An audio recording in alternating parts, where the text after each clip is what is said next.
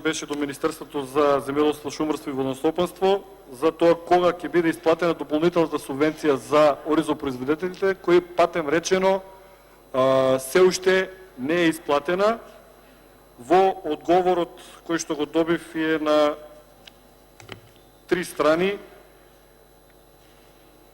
пишува што се Министерството направило, кои се мерки и подмерки ги има направено за земјоделците и за оризопроизводителите, и конкретно пишува дека исплатата на дополнителната подмерка ќе се изврши најкасно до месец јуни 2019 година, до кога е завршувал крајниот рок за исплатата на финансиските средства од програмата за финансиска поддршка во земјоделството за 2018 година.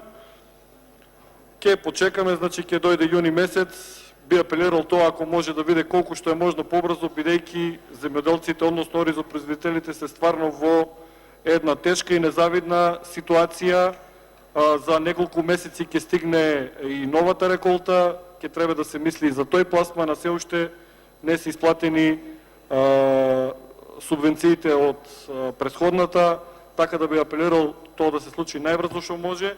Делумно сум задоволен од одговорот со оглед на тоа дека е напишена конкретна дата, меѓутоа да почекаме па ќе видиме што од тоа ќе се случи. Благодарам.